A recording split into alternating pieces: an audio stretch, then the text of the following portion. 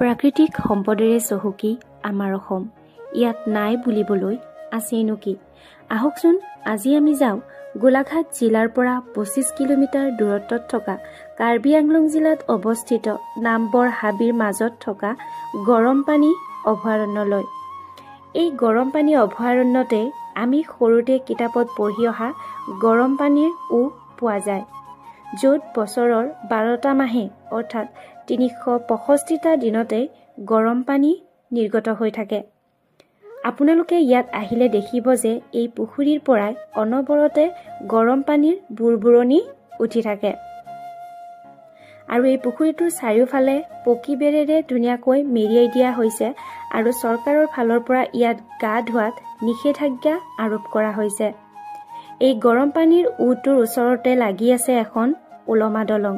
নিশ্চয়কৈ আপোনালোকে যদি ইয়ালৈ ফুৰিবলৈ আহে ইয়াৰ প্ৰাকৃতিক সৌন্দৰ্য খুব সুন্দৰকৈ উপলব্ধি কৰিব পাৰিব। ধন্যবাদ।